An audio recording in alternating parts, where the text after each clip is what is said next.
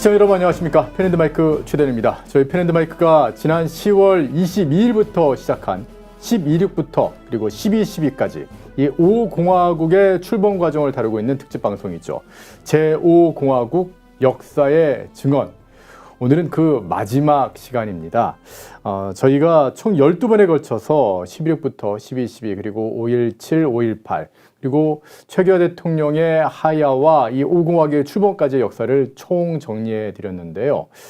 자, 이제 오늘 진짜 마지막 어떤 시즌 1입니다. 5공화국이 이것으로 모두 마무리되는 게 아니라 시즌 1으로서 이 출범까지의 과정을 다뤄드리고 저희가 준비가 되는 대로 이제 또 5공화국 자체의 역사에 대해서 시즌 2로 찾아뵐 텐데 그동안 허화평 이 보안사 비서실장께서 한 8번 정도 출연하면서 그 당시에 생생한 역사의 증언을 남겨주셨고 그리고 오일랑 대령과 신윤희 장군이 각각 한 번씩 출연하시면서 그 당시 12.12 때나 또 여러 가지 정말 그 급박했던 상황들의 그 순간들 그때 그 군인들은 어떤 심정으로 어떻게 보면은 정성화 장군, 정성화 사령관을 체포하고 그런 일들을 했었는지에 대한 생생한 증언들을 남겨주셨습니다. 오늘은 그 이제 총 정리를 하는 서머리라는 그런 시간으로서요.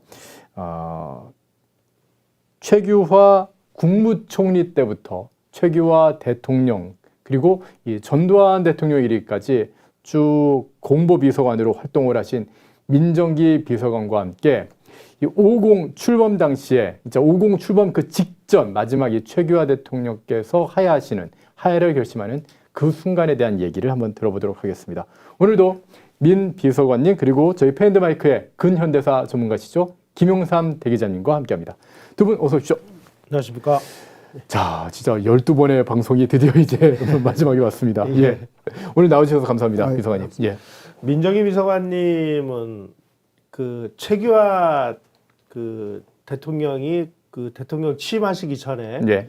국무총리 시절에 이 공보비서관으로 발탁되셔서 그야말로 대한민국의 이 현대사의 가장 그 격동기였던 12.6, 12.12 그리고 최규하 대통령 권한대행에서부터 대통령에 취임하시고 그리고 재임하시다가 하야하시는 과정까지를 다 지켜보셨고 그리고 또 전두환 대통령 정부에 픽업이 돼가지고 전두환 대통령의 공보비서관으로 재임하면서 50이 출범하는 과정을 지켜보신 어떻게 보면은 최규하 정부, 전두환 정부를 잇는 그 과도기를 다 지켜보신 분입니다. 따라서 저희가 이런저런 분을 한번 모셔보려고 아무리 봐도 생존에 계신 분들이 거의 없는 것 같아요. 다 돌아가셔서 오늘은 전두환 대통령 그 입장과 최규하 대통령 그 입장을 다 경험하신 비서관님을 모시고 뭐 역시 그 초점은 최규하 대통령의 하야 문제인데 그동안에 과연 이제 최규하 대통령의 하야가 그야말로 누군가에 의해서 타의에 의해서 쫓겨난 하야냐 아니면 자진해서 물러난 것이냐 이 부분이 상당히 좀 쟁점이 되고 있어요. 그래서 그 부분과 관련해서 비서관님을 한번 모시고 대화를 뭐 해야 되니까 아마 그 부분에 초점이 맞춰질 것 같습니다. 저희 같은 경우 이렇게 젊은 사람들, 70년대생들은 네. 그때 너무 어려서 잘 기억을 못 하거든요. 예. 그래서 그냥 막연히 배운 거로만 치면은 최규하 대통령을 권력을 뺏겼어 이렇게 좀 배우고 있는데 네. 과연 그게 맞는지 저는 이번에 제5공화국 이 시리즈를 쭉 진행하면서 12.12가 내가 배웠던 것처럼 쿠데타가 아니었네. 어떻게 보면 박정희 대통령을 시해한 김재규 잔당의 소탕작전이었구나. 보안사의 체포작전이었구나 하는 것도 새롭게 알게 됐고요. 아마 시청자 여러분도 저의 이런 생각에 동의하시는 분들이 많으실 것 같은데 오늘도 굉장히 중요한 그런 역사의 대목이니까 보시면서 궁금한 점 있으시면 이거 내가 알고 있는 것과 좀 다른데 그런 거 있으면은 댓글 많이 남겨주십시오. 채팅창 달아주시면은 제가 이거 잘 정리해서 저희 민 비서관님께 질문을 좀 드리도록 하겠습니다. 예.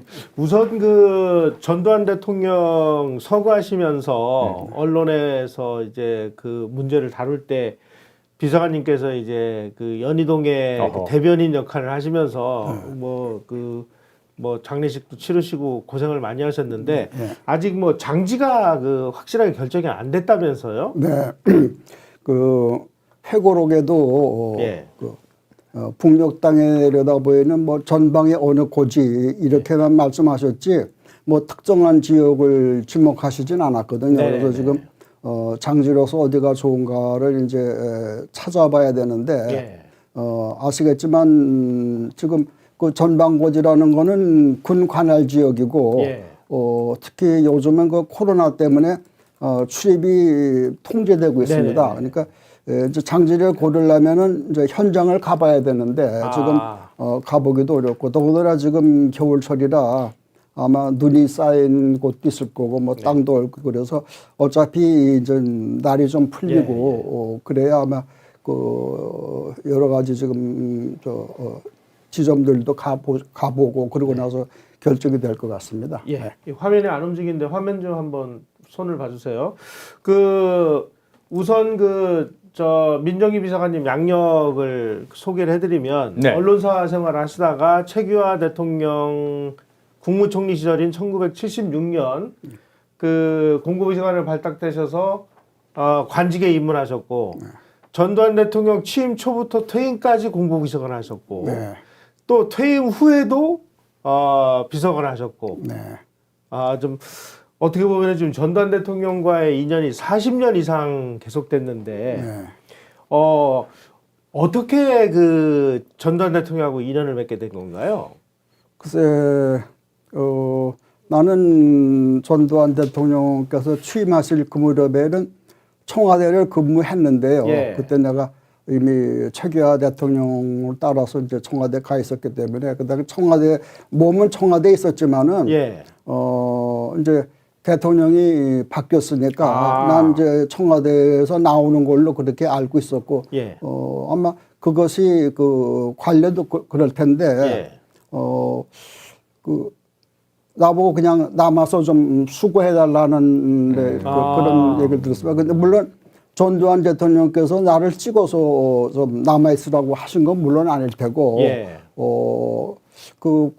어떤 경위로 나를 남으라고 했는지 모르지만 하여튼 남아서 좀 계속 수고해달라는 그런 걸 받고선 계속 남아 있었던 거죠. 그러니까 뭐 본인의 운명하고는 관계없이 그렇죠. 그냥 찍혀서 내 개인의 의사 이런 건 전혀 없었고요. 아니고 예. 그래서 내가 근무하던 데서 계속 근무해달라고 그러니까 근무했는데 근데 예. 이게 형식적으로 봐도 이건 무슨 그 자리에 내가 유임된 건 아니고 새 대통령이 되셨으니까 전두환 대통령에 의해서 새로 내가 임명장도 받았고 그렇게 된 셈이죠. 네네네. 자, 그러면 한 40년 이상 그 전두환 대통령하고 인연을 이어오시면서 전두환 대통령 가까이서 좀 보셨을 텐데, 네. 요게 지금 그 김동길 교수님께서 네. 인물 에세이 그래가지고 본인이 만난 그 한국의 좀 그 유명인들에 대한 평을 남긴 겁니다. 네. 그 냉면 드시러 오시라고 초대를 했더니 네. 50명하고 같이 와서 이 사람 정말 이 통이 보통이 아니구나. 보스 기질이 대단했다. 이런 그 조선일보에 그 글을 쓰셨어요. 네. 가까이서 지켜보신 이 전두환 대통령의 어떤 인간미랄까요? 리더십이랄까? 이런 거 느끼신 건 어떻습니까? 글쎄 사실 그 김동길 박사 댁에 가실 때 나도 그때 물론 갔었죠. 그러셨어요? 같이 가셨구나. 그때뿐만 아니라 김동길 교수 댁에는 몇 번 가셨댔어요. 갔을 때마다 나도 모시고 가고 그랬는데 전 대통령의 맞으면 인품이나 성격이 어떻다는 거는 여러분들이 지금 김동길 교수도 말씀하셨지만은 전에 이성 계엄사령관이 언론 인터뷰에서 말씀하신 게 있어요. 전두환이라는 사람은 밝은 사람이다. 음습한 사람이 아니다 그랬는데 그것도 아마 전 대통령의 그 인품을 아마 잘 파악한 그런 말씀이라고 생각하는데 하여튼 전 대통령은 우선 아주 반듯하고 바른 분입니다. 저 어릴 때도 그 유교적 가풍 그런 가정에서 그 쭉 자라셨고 또 육사 교육을 받지 않으셨습니까? 네. 예, 그래서 성품도 아주 반듯하고 바르신 분이고 예. 성품뿐만 아니라 몸가짐이나 예. 그 행동하시는 것도 아주 저 사관학교에서 그렇게 다 교육받고 훈련을 받았겠지만은 아주 절도가 있고 예. 그런 분입니다. 그래서 그렇지만은 그렇게 겉모습으로 보면은 뭐 근엄하고 네. 그런 분이지만은 실제 만나보면은 만나본 사람들 다 이구동성으로 하는 얘기가 아주 소탈하고 꾸밈이 없고 솔직하고 그런 분이다. 그래가지고 그런 분이 이제 두드러지고 그래서 한번 기본적으로 전 대통령을 만나셨던 분 중에서 그리고 오래 사귀었던 분 중에서 전 대통령을 인상을 예. 나쁘게 얘기하는 사람을 본 적이 없어요. 네. 저도 그 전두환 대통령 퇴임 후에 그 예술의 전당에서 무슨 행사가 있어서 거기서 이제 아주 가까운 자리에서 전두환 대통령하고 대화를 나눈 적이 있는데 뭐 그 좌중을 완전히 압도하는 그런 면이 있던데요. 네, 그 어떤 이제 예. 몸에서 풍기는 어떤 뭐 권위라든가 뭐 이런 것도 있지만은 여기서 저분이 표현하는 그 보스 기질 이런 게 대단하셨던 것 같아요. 그런 것도 있고 저분이 아주 소탈하시고 말씀하시는 것도 꾸밈이 없고 예. 아주 말씀하시는데 유머가 있었습니다. 예, 아주 정말 네. 좌중을 압도하는 네. 그런 게 좀 그 있더라고요. 유머라는 게 어떤 이제 자신감이나 이런 게 있으니까 그런 유머가 있는 건데 그러니까 사람들을 금방 친밀감을 느끼게 되죠. 예. 사람들하고. 그러니까 그런 친밀감을 느끼니까 전 대통령을 좋아하게 되는 거고 예. 그래서 주변에 사람들이 따르게 되는 거고 이제 그런 게 사람들이 많이 따르다 보니까 이제 그것도 아니야 이제 리더십이 되는 거고 리더로서의 그런 모습이 되는 거고 그런 것 같습니다. 그때 그 예술의 전당에서 그 하시는 말씀이 야, 이 사람들이 잘 모르는데 이 예술의 전당이 어떻게 만들어졌는지 아냐 그러면서 저한테 이 올림픽을 서울 올림픽을 하자고 그러니까 모든 사람이 다 반대를 하더라. 내각 전원이 다 반대를 하고 그래서 본인이 지금 고집을 피웠대요. 이거는 경제 위기는 좀 있으면 다 끝나지만 우리가 지금 올림픽을 안 하면 언제 할지 모른다. 그러니까 올림픽 유치를 하자. 그래가지고 그냥 거의 그 강압 비슷하게 올림픽 유치를 했는데 그 올림픽을 흑자를 내서 그 흑자 때 번 돈으로 이 예술의 전당을 진 거다. 그 얘기를 거기서 하시면서 하는 말씀이 그 얘기를 듣고 그 예술의 전당이 이렇게 갓처럼 그렇죠, 그 모양이 갓 돼 모양이네. 있는데 야, 이왕 이 예술의 전당 진 거는 내가 진 거랑 마찬가지다. 내가 잡아서 돈 버는 걸로 지니까.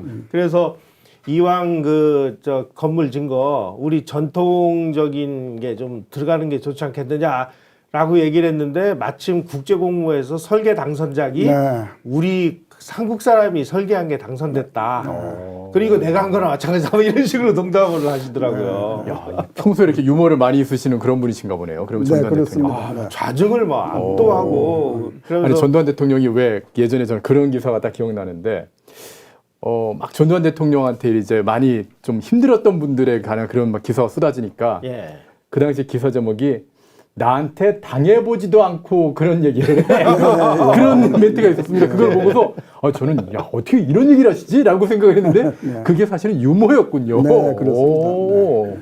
어떤 분인지 알 것 같습니다. 예. 그러니까 비서관님은 한 40년 모시면서 따분하거나 심심하지 않으셨겠어요? 그렇습니다. 그래서 하여튼 그분은 아주 소탈하시기 때문에 누구든지 만나면은 처음 만난 분도 금방 이제 거리감을 안 느끼고 그렇더라고요. 그렇습니다.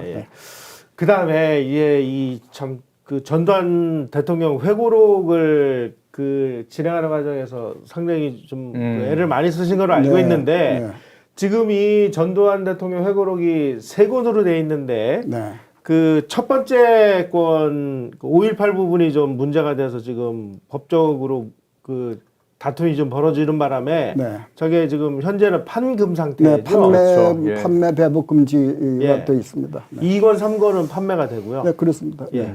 아니 세상에 저 옆에 있는 게 그 김일성 회고록 세기와 더불어인데 네, 예.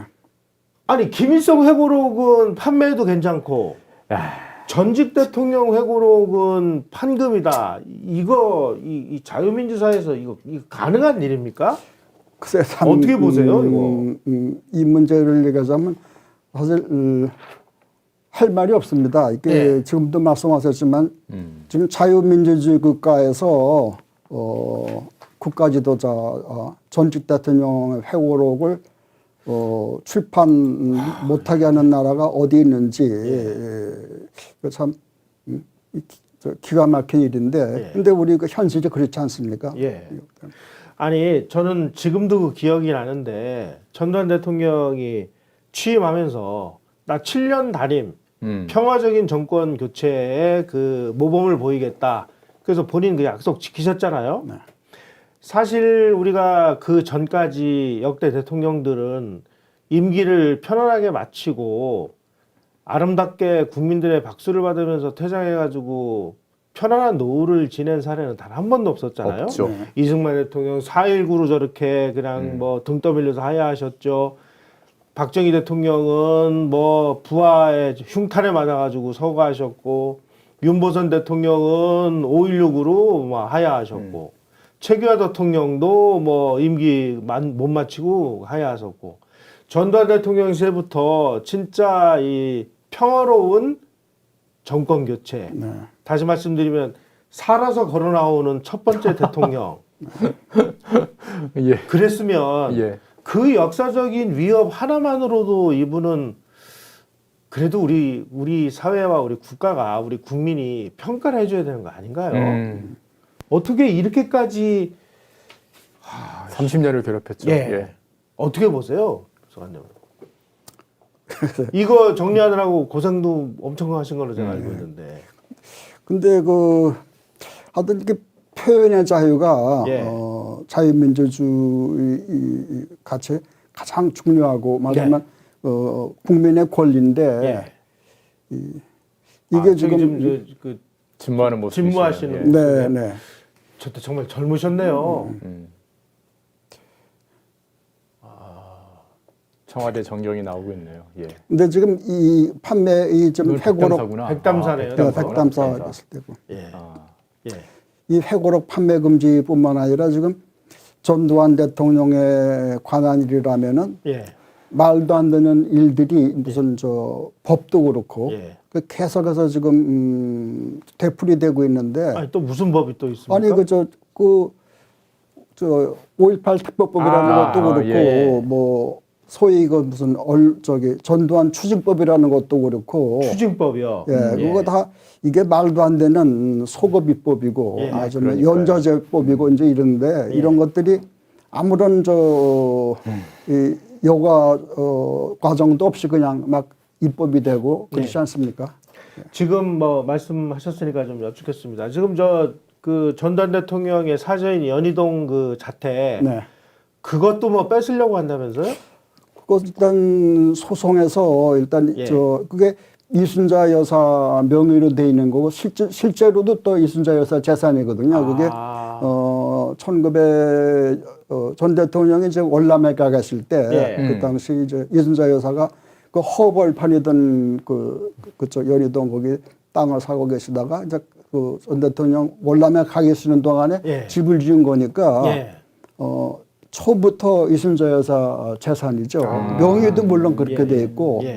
근데 이걸 지금 억지로 뭐 추징금 안 냈다 그래서 이거를 지금 뺏으려고 계속 그러는 거 아닙니까? 그러면 그 부인 재산도 뺏을 수가 있는 거예요? 글쎄 그러니까 연좌제인가요? 그게 어떻게 가능하죠? 연좌제 나라인가요? 그러니까 지금 그 전두환 추징법이라는 게 그러니까 그게 말도 안 되는 법인데.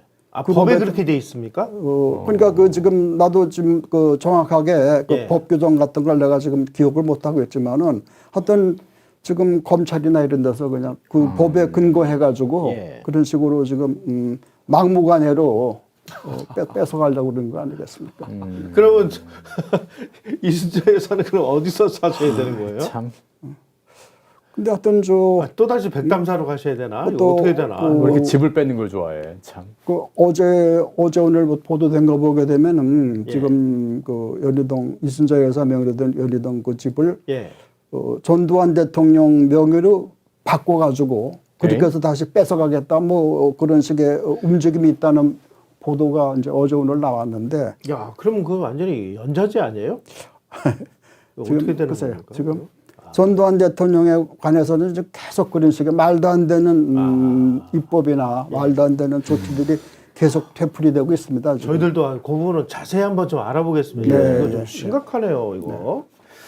자, 우선 그러면은 오늘 좀 그 메인 주제로 한번 돌아가 네. 보도록 하겠습니다. 네. 최규하 대통령과 관련해서 이 박정희 대통령의 유고라는 이 그 비상 상황에서 최규하 대통령이 유신헌법에 의해서 대통령 권한 대행이 되셨고, 그리고 통일주체국민회의에서 대통령에 당선되셔서 정식 대통령에 취임을 하시면서 네.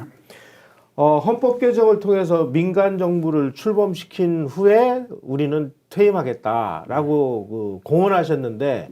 결과적으로는 이 약속을 못 지키셨어요. 네. 그러니까 민간 정부를 출범시키지도 못했고, 그리고 헌법도 개정을 못 하셨고, 그 상황에서 이제 그 하야를 하신 상황이 됐습니다.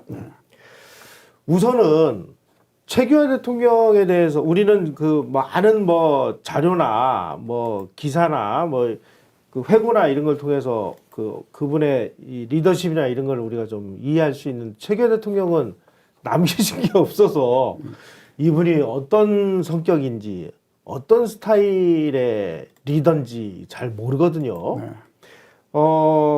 아주 가까이서 경험하신 최규하 대통령은 어떤 스타일의 분이에요? 글쎄, 그러니까 최규하 지금 말씀하신 그런 내용뿐만 아니라 예. 최 대통령이 그 사회만 쓰게 된 그 경위라든가 예. 그 이런 거 관해서 나보다 더 정확한 얘기를 하실 분들이 사실은 있죠. 뭐 근데 다 돌아가시지 않았어요? 글쎄요, 그 예. 가장 그 최측근이라고, 측근 한 사람을 꼽으라고 그러게 되면은 그 의전 수석을 지낸 정동열 씨가 있는데요. 그분은 그 최 대통령이 말레이시아 대사 시절부터 쭉 같이 모시던 분이고 예. 그분인데 그분도 최 대통령 돌아가시고 나서 바로 그분도 돌아가시고 예. 그 밖에도 최 대통령 재임 시에 비서실장했던 최광수 비서실장 예. 그리고 총리실의 비서실장이나 그다음에 퇴임 후에 서교동 사주에 있을 때 비서실장했던 분들 이런 예. 분 다 돌아가셨어요. 다 돌아가셨죠. 예. 서기원 씨도 돌아가셨고. 서기원 씨 그러니까 예. 그 최 대통령이 총리실에 있다가 이제 청와대 들어가실 때 네 사람을 데리고 들어가셨는데 예. 그 아까 말씀드린 그 정동열 씨하고 예. 또 신두순 씨라고 이제 의전비서관 신두순 씨. 두 사람하고 그다음에 공무비서실의 그 서기원 대변인하고 예. 나하고 딱 네 사람입니다. 예. 근데 그 네 사람 중에도 좀 세 분이 다 돌아가시고 예. 비서실장 같은 분들도 다 돌아가시고 예. 그러니까 그런 분들이 살아계셨으면은 이 자리에 나와서 나보다도 더 그러니까 말입니다. 예, 최 대통령의 예. 입장이나 최 대통령의 생각이나 이런 데 관해서 나보다 더 정확한 말씀을 드릴 수가 있을 텐데 다 안 계시고 그래서 예. 내가 나왔는데 그 최 대통령이 사임하신 그 이유나 이런 것에 대해서 지금도 말씀하셨지만은 예. 타의에 의해서 이제 맞으면 뺏긴 거다. 쫓겨난 거 아니냐? 예, 쫓겨난 거다. 그리고 그 쫓겨난 것이 맞으면 뺏어간 것이 전두환 그 당시 전두환 장군 아니냐 이런 얘기들이 계속 지금 그러대로 전 대통령을 공격하는 입장에서는 계속 그런 식으로 지금 몰아붙이고 있는 거죠. 그런데 최 대통령이 사임하신 이유가 뭐냐 하는 거에 관해서는 최 대통령이 직접 말씀하신 거는 아주 성명이 있습니다. 그 사임할 때 성명 같은 거 성명이 있는데 그게 가장 정확한 거지만은 하야 성명이요. 예, 하야 성명인데. 하야 성명은 제가 여기다가 좀 소개를 해놨는데 네, 예. 이렇게 돼 있습니다. 네. 우리나라에 있어서의 책임 정치 구현으로 네. 불신 풍조를 없애고 불행했던 우리 헌정사의 평화적 정부 이양의 선례를 남기며 또한 국민 모두가 심기일전하여 화합과 단결을 다짐으로써 시대적 요청에 따른 안정과 도의의 번영에 밝고 새로운 사회를 건설하는 역사적 계기를 마련하기 위하여 애국 충정과 대국적인 견지에서 물러나기로 했다. 뭐 이런 내용인데 네. 이거 쓰는데도 좀 관여를 하셨습니까? 요거는 제가 요거는 최 대통령이 예. 사임을 하고 성명을 발표하시기 곧 2, 3일 전에 예. 서기현 대변인 불러서 그냥 그 서기현 대변인 최 대통령 집무실 바로 옆에서 작업하시고 보통 이제 최기하 대통령께서 총리실에 계실 때도 그렇고 대통령 재임실 때도 연설문이나 발표문 같은 거는 초고는 전부 다 내가 썼죠. 예. 쓰고 물론 그다음에 그 발표될 때까지 이제 서기현 대변인이 또 거쳐서 최 대통령이 결재를 하시고 그랬는데 서기원 씨는 원래 소설가시기도 예, 하고 작가죠. 아주 문필력이 뛰어나신 그분 분이죠. 뭐 네. 문학상도 여러 개 받으시고 예, 아주 작가로서 더 유명하신 유명하죠. 분인데 네. 예, 근데 이 사임 성명 예. 8월 16일 날 발표한 사임 성명은 저는 관여를 안 했습니다. 예, 예. 근데 이 공식적인 성명에는 전혀 물론 여기서 나는 쫓겨난 거다 뭐 이런 예. 식의 말씀하실 수가 없는 거지만은 예, 예. 전혀 그런 비슷한 얘기도 없고 사임 이유가 지금 말씀 여기 나타난 그거 외에는 다른 게 없고 예. 5.18에 관한 뒤에 보면 이제 정치도의적 책임을 느낀다는 예. 말씀이 있었지만은 그 내용 요거죠. 예. 국정의 최고 책임자인 대통령으로서 그 같은 사태, 이 광주 사태를 얘기하는 거겠죠. 예, 그런데 국민 여러분에게 많은 우려를 끼치게 된 데 대한 정치도 이상의 책임을 통감하면서도 예. 우선 국가를 보위해야 하겠다는 일념으로 5.17 조치를 전국계엄 취했다. 얘기하시는 거고요. 이어서 발족된 국가보위 비상대책위원회는 내각 및 계엄군 당국과의 긴밀한 협조로 그 기능을 효율적으로 발휘하여 정치 사회적 풍토의 정화와 시정 개혁과 쇄신 등 국가기관의 확립을 위한 노력을 경주하고 있다. 예. 예, 이런 내용들이 하야 성명에 담겨 있죠. 네, 그러니까 여기도 예. 보면은 5.18 네. 광주 사태 예. 거기에 대해서 정치도의적 책임을 느낀다, 절감한다고 하셨지만은 예. 그것 때문에 사임하신다는 말씀도 없었습니다. 그러니까 예. 공식적 설명에는 그런 게 없고 그런데 그 후에 한참 퇴임하신 후에 그 언론과 인터뷰에서 예. 말씀하신 게 보면은 대세라고 말씀하셨습니다. 사임하셔야 되게 된 경위가 예. 그때 대세였다. 어쩔 수 없었다. 이런 말씀을 하시는데 지금 맞으면 전 대통령 그 당시 전두환 장군 쪽에서 정권을 빼앗은 것이다고 말하는 사람들은 그 당시 그 최 대통령이 사임할 수 않을 수 없게 된 상황 자체를 만든 것도 맞으면 전두환 장군을 중심으로 한 군부 압력 아니냐 이런 주장들을 하는 거죠. 그런데 아니 그러면 삼김 씨들이 깽판 친 건 어떻게 되고요? 그러니까 최 대통령은 그냥 대세라고 말씀을 하셨고 그리고 자 그러면 이런 걸 제가 한번 좀 자료를 준비한 게 있는데요. 네. 김영삼 씨가 그 당시 1980년 서울의 봄 당시에 네. 신민당 총재였거든요. 네. 이분이 과도기는 짧을수록 좋고 주어진 역할만 수행해야 된다. 빨리 조속한 민주정부를 수립하고 안보태세를 확립하고 경제난국을 복구하고 사회 안정 빨리 해야 되니까 최규하 정부 빨리 물러나라. 네. 나 대통령 좀 해야 되겠다. 뭐 이런 식의 그 얘기를 했고 그다음에 1980년 봄에 김대중 씨는 소위 말하는 뭐 제야 세력이라고 최후 얘기하는 통첩. 좌익 세력들하고 손잡고 최규하 정부의 최후 통첩을 하고 뭐 이 난리를 친 거는 그러면은 그 뭐 그냥 퉁치는 건가요? 네. 그러니까 최 대통령도 그거로서니 이제 당신 입으로 예. 맞으면 사임하시게 된 게 대세였다 그러고 예.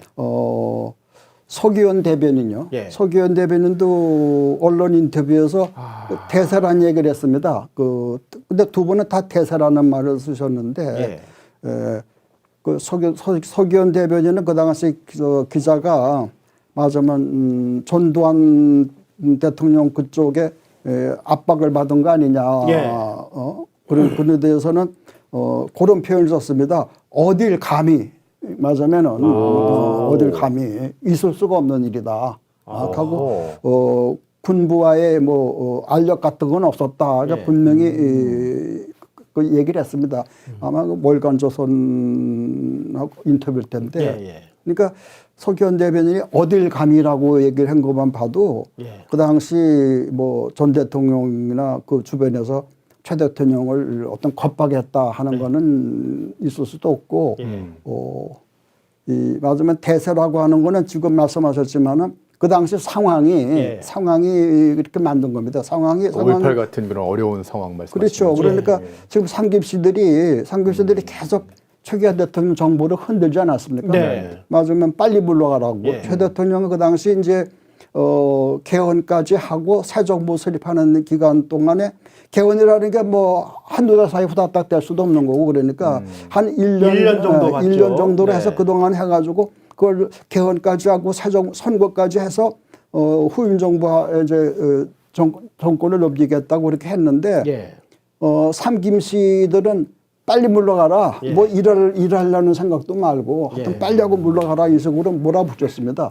그러다 그런 상황이니까 그것은 이제 정치적 사회적 혼란도 야기를 했고 그래가지고 결국 이제 5.18 광주 그런 비극도 벌어지고 하는데 최 대통령이 그런 상황에서 맞으면은 더 어쩔 수 없어가지고 그런 상황에서 또 그 어른이 구상하시던 그런 정치 일정에 따라서 그 정치 일정 그들이 진행시킬 수가 없다는 그런 판단하에서 이제 사임을 하신 거로 결심을 하신 거죠. 그러니까 최규하 대통령이 좀 그래서 주변에서는 이게 외교관 출신이시기도 하고 또 국무총리를 하시다가 갑자기 대통령 유고라는 시해라는 어떤 그런 급박한 상황에서 어쩔 수 없이 이제 대통령이 그런 상황이기 때문에 우유부단했고 유약했고 그런 얘기들을 막 하면서 그래서 어쩔 수 없이 전두환한테 그냥 넘긴 걸 거야 이런 식의 해석을 하는 사람도 굉장히 많거든요.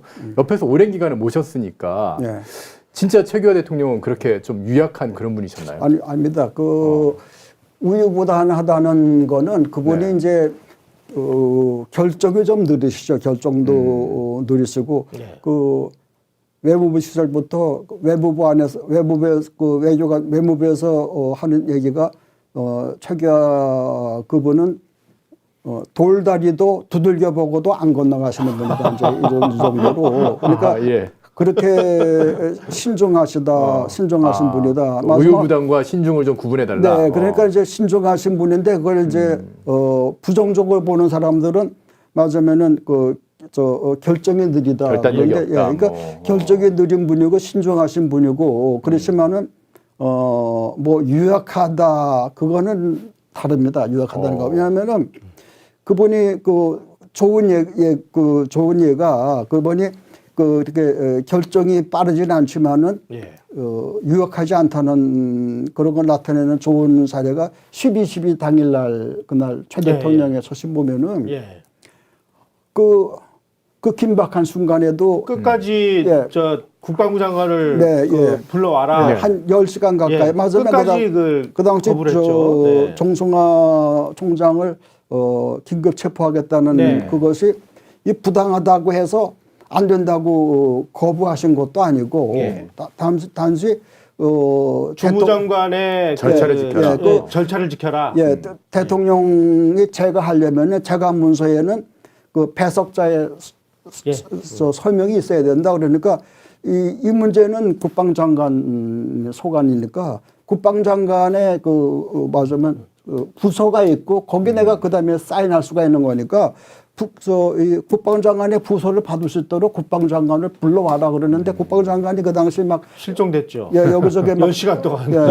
여기저기 숨어 다니느라고 안 예. 나타나가지고 결국은 신총리가 모시고 오는. 뒤늦게 그저 와가지고 그래서 이제 노재현 장관이 서명하고 이제 그 결재한 건데 그 10시간 동안 다른 분 같았으면은 아마 그렇게 버티지 못하셨을 거예요. 맞으면 지금 그냥 막 사인하고 했을 텐데. 그냥 유학한 분이면은 네. 그냥 하고 지금 뭐 일설에는 그 당시 그 30단에 있던 장성들이 예.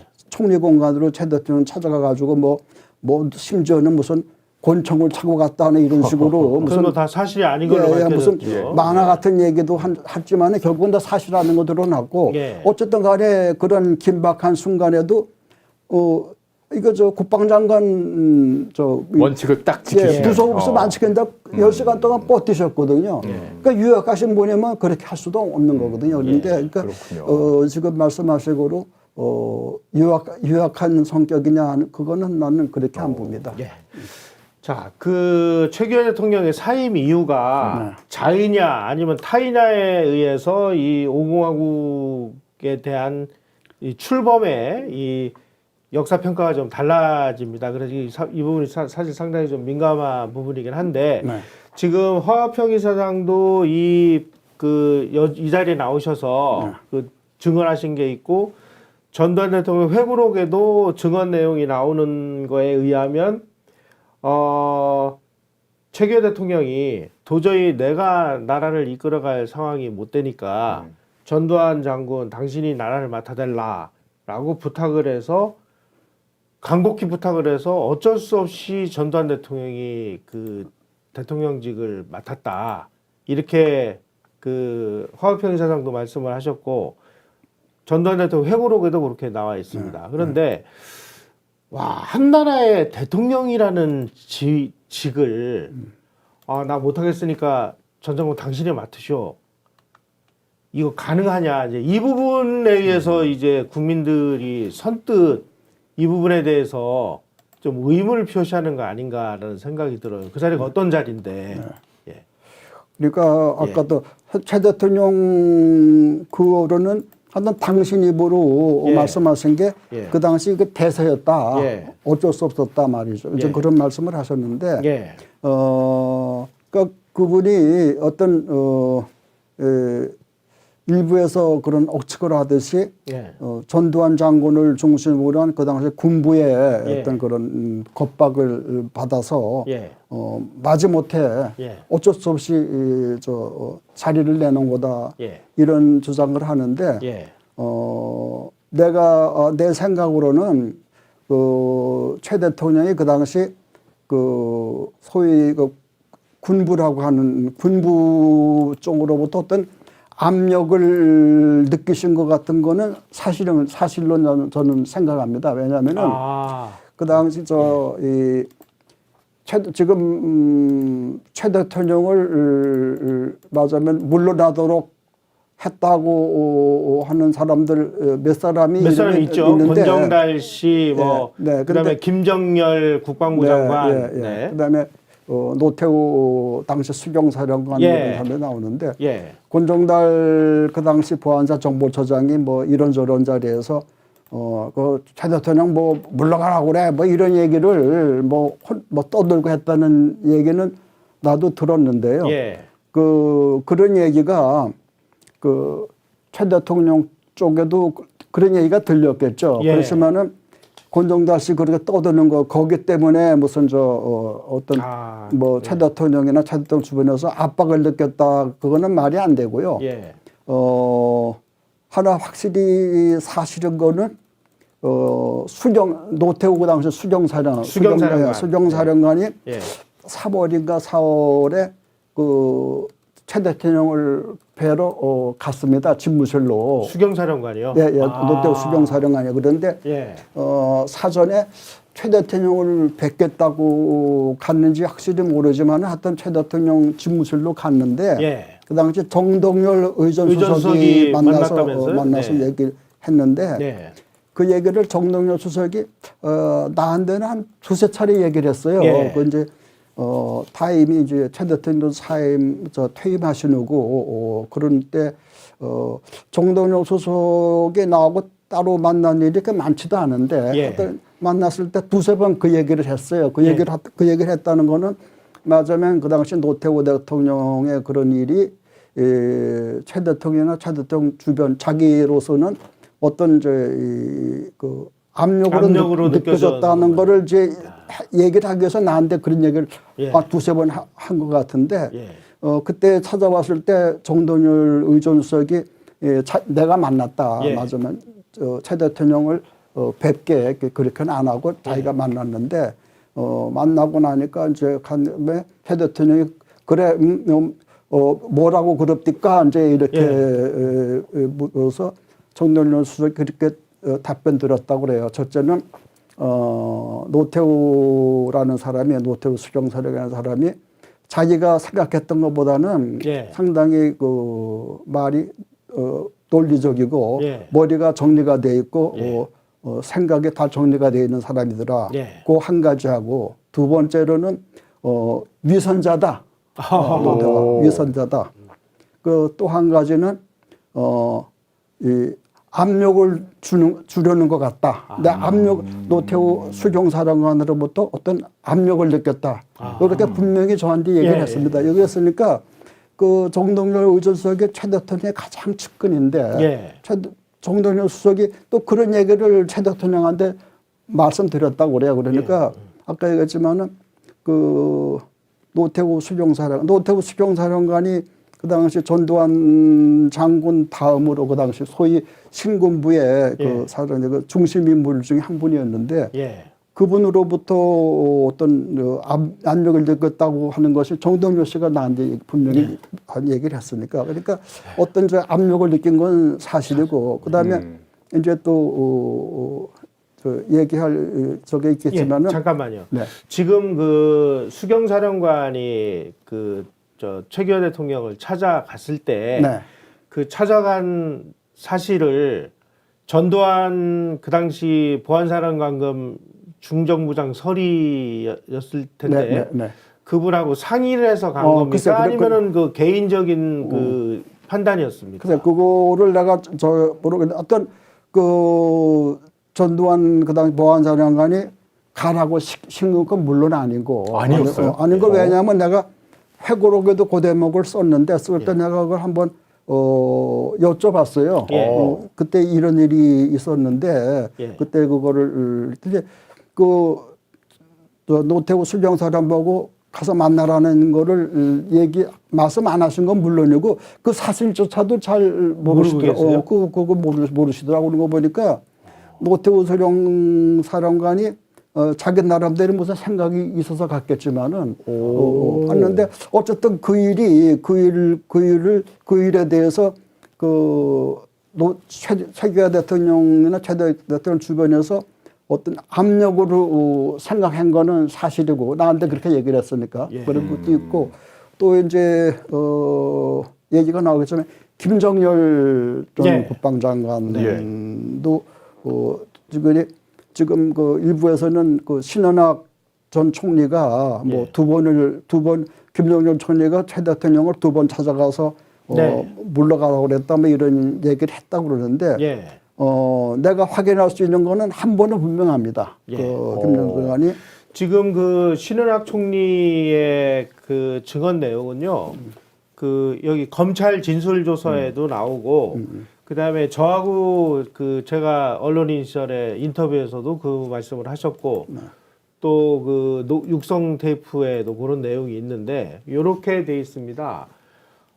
두 차례 찾아갔답니다. 첫 번째 갔을 때는 그 최규하 대통령이 하야 얘기를 듣고 거절을 하셨고 그래서 두 번째 찾아가서 하야 결심을 했는데 이제 그 과정 노태우 수경사령관의 부탁을 받고 전두환 대통령의 그 부탁을 받은 게 아니에요. 지금 그래서 제가 이제 여쭤보고 싶은 건 김정열 씨 얘기는 잠시 좀 그 뒤에 하시고 이 문제 굉장히 좀 중요한 문제 같아요. 그러면은 노태우 수경사령관 독단적으로 저 사람 물러나게 해야 되겠다 이런 판단을 하셨던 거라고 우리가 봐야 되나요? 어떻게 된 글쎄요. 겁니까, 그게? 그러니까 아까도 얘기를 했지만은 예. 그 노태우 수경사령관이 최 대통령을 찾아간 일 같은 거는 전 대통령은 사전에도 전혀 사전 모르고 네. 사후에도 그런 일을 어떤 저 회고록 쓸 때 내가 그걸 저 확인하려고 이렇게 돼 있습니다. 예. 1980년 7월 하순 노태우 장군이 퇴임한 신원학 총리를 찾아와서 이 비상시국에 도저히 체계화 체제로는 갈 수 없으니 어려우시겠지만 신 총리께서 그 뜻을 최규하 대통령에게 전달해 달라 이렇게 얘기를 하니까 신원학 총리가 이 답답한 양반들아 내가 5월 17일 날 아침에 최규하 대통령한테 그렇게 동반퇴진하자고 설득을 해도 그 안 그만뒀는데 내가 지금 가서 이제 와서 무슨 수로 그만두게 하라는 얘기냐. 그랬더니 노태우 사령관이 그럼 누구와 상의하는 것이 좋겠습니까? 그래서 신총리가 그건 당신들이 알아서 해라. 그래서 노태우 수경사령관이 김정열 국방부 장관을 찾아가서 부탁을 했고 그래서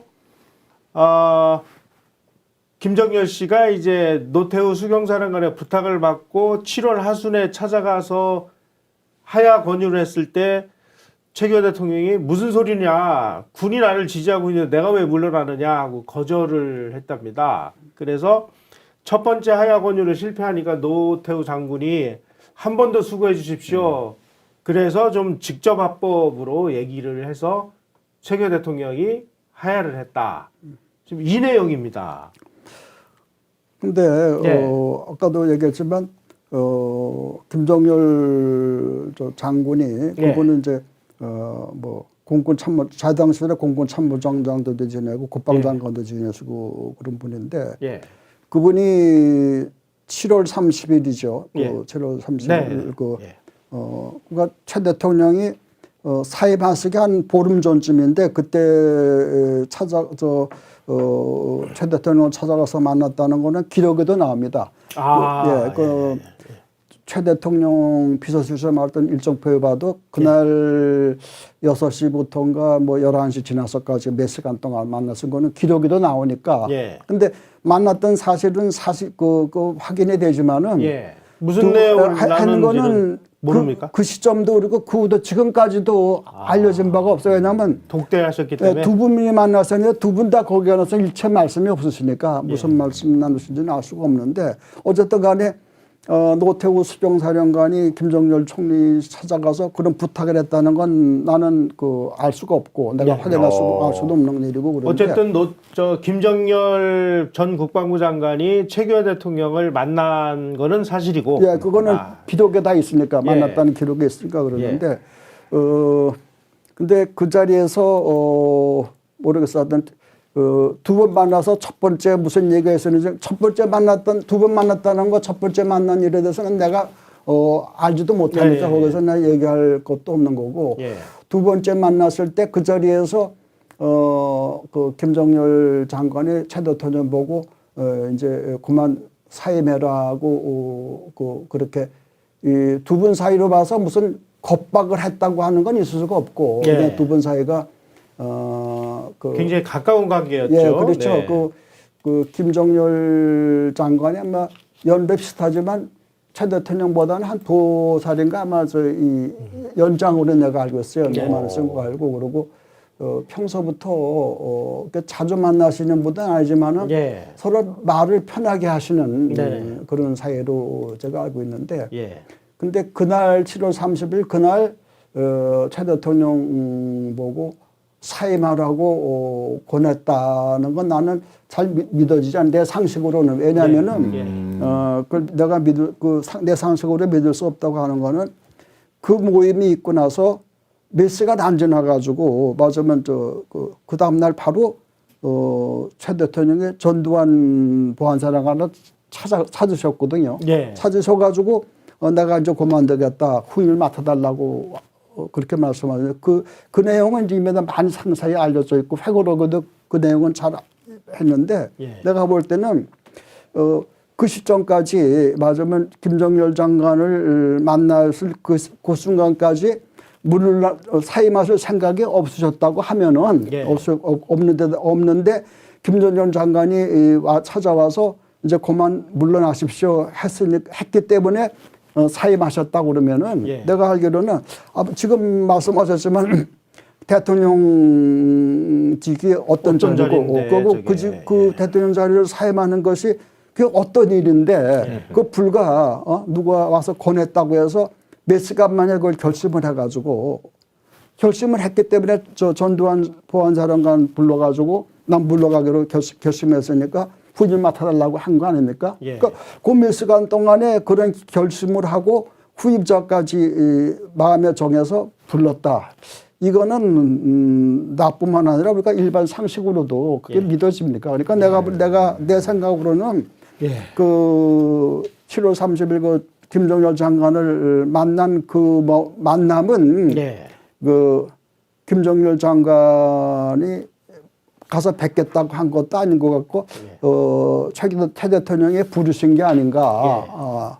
그걸 맞으면 그 경위를 김정일 장관이 먼저 가서 뵙겠다고 신청한 건지 아니면 최 대통령이 부르신 건지 그거에 대해서는 지금 정확하게 내가 얘기할 수는 없는 건데 내 상식으로 볼 때는 최 대통령이 이제 고만두식으로 결심을 하시고 그다음에 김정일 장관을 부르신 게 아닌가. 그래가지고 이제 그 사임을 결심하시게 된 그 이유라든가 신경 같은 걸 다 말씀하시고 그 후임 문제까지 말씀하시고 그런 게 아닌가. 내 생각은 그렇습니다. 그러니까 아까도 말씀드렸지만은 그 최 대통령이나 최 대통령 주변에 있는 사람들이 그 당시 어떤 그 군부 그 당시 군부 신군부 하는데 신군부가 그때 따로 있었던 게 아니고 군부를 그렇죠. 군부. 근데 그 당시 저기 신군부의 시국 인식이 따로 있고 또 군부 전체의 시국 인식이 다른 게 아니라 내가 알기로는 또 그게 사실 그 군부의 그 시국 인식이라는 거는 뭐 같았을 겁니다. 뭐 따로 있는 게 아니고 그러니까 우선 나라부터 지켜놓고 보자 그렇죠. 뭐 이런 거였겠죠. 아니 그 군이 뭡니까? 나라 지키는 게 뭡니까? 그 사람들은 항상 국가 안보를 지키는 게 가장 중요한 관심 사항이니까 시국 인식이 다르지 않았기 때문에 그런 식의 걱정 같은 거 이 최기하 대통령 체제하에서 지금 그 이런 정치권에 아까 얘기한 삼김 시대의 그런 그 아주 집요한 공격 같은 거, 그로 인해서 빚어지는 정치 사회적 혼란 같은 거를 과연 최 대통령이 제대로 그거를 수습해 나가고 할 수 있는가 하는 이런 식의 어떤 걱정 같은 게 있었을 거고 그런 걱정이 최 대통령이나 최 대통령 주변에 전달이 됐을 겁니다. 그러니까 그게 알게 모르게 최 대통령한테 압력으로 작용했을 가능성이 있고 그래서 그런 데 따른 어떤 그래서 이제 최 대통령이 계속 그런 식의 심사숙고하시다가 이제 도저히 안 되겠다 그래서 이제 사임하기로 결심하고선 전 대통령 전두환 보안사령관 불러가지고 그런 결심을 바뀌신 거 아닌가. 내 생각은 그렇습니다. 그러니까 그 당시 최 대통령 스스로도 말씀하셨지만은 상황이 최 대통령이 사임 안 할 수 없는 상황이 됐던 거고 그게 최 대통령을 그걸 대세라고 표현했거든요. 서기원 대변인도 대세라고 표현을 했고 그러니까 대세가 그러니까 그 최 대통령이 사임한 거지 그걸 무슨 전 대통령이나 전 대통령 주변에서 겁박을 해서 사임을 한 거다. 그거는 노태우 대통령과 김정일 장관이 압박을 한 거에 크게 영향을 받을 만큼 그렇게 유약한 분이 아니었다. 그렇게 좀 보고 계시는 그렇죠. 거군요. 뭐 아까도 말씀했지만은 최 대통령이 뭐 그렇게 맞으면 호락호락한 사람은 아니다. 뭐 속된 표현으로 호락호락 하신 분이 아닙니다. 그럼 오히려 지금 삼김에서 계속 얘기하고 그렇다면 내부를 갖다가 굉장히 혼란스럽게 만들면서 퇴진운동했던 것들 그렇죠. 그 영향이 더 큰 부담을 느끼신 거로 보시나요? 그렇죠. 어떻습니까? 그 최 대통령은 성격이 맞으면은 앞으로 이게 나가면서 무슨 맞으면 이런 그런 식으로 돌격하는 이런 힘이나 박력은 약하시지만은 자기 자리 지키고 버티는 그런 힘은 강하신 분입니다. 아까 안식으로. 그러니까 옆에서 앉아 계시는데 밀어낸다고 밀릴 뿐은 아니고 그렇다고서 나가서 적극적으로 능동적으로 이렇게 뻗어나가시는 분은 아니지만은 예. 그 지키시는 것만은 아주 그 굳건히 예. 그런 지키시는 거지 뭐 옆에서 이러저런 다 그래서 그냥 쉽게 물러나시고 그럴 뿐이 아니고 그래서 내 생각으로 아까 얘기했지만은 어떤 식의 그 압력 같은 거 예. 사임으로 갈 수밖에 없는 그런 압력을 느꼈지만 그 압력이라는 것이 상황으로부터 그런 느낌을 받은 거지 그게 무슨 전두환 장군이나 전두환 중심의 군부의 압력이라고 난 생각 안 합니다. 네. 자, 그러면 지금 그 최규하 대통령이 79년 12월에 그 유신헌법에 의해서 통일수채국민에 의해서 대통령이 당선된 다음에 최규하 대통령이 국무총리로 신원학 씨를 지명을 했습니다. 네. 뭐 무슨 압력에 의해서 한 게 아니라 본인이 그렇죠. 선택을 한 거죠. 네. 네. 그런데 대통령과 이 과도내각의 대통령과 국무총리가 사사건건 부딪혔습니다. 우선 가장 중요한 문제가 1980년 봄에 최규하 대통령이 이제 그 헌법을 개정하겠다고 그랬으니까 헌법 개정 심의위를 만들었는데 대통령은 이원집정부제를 해라.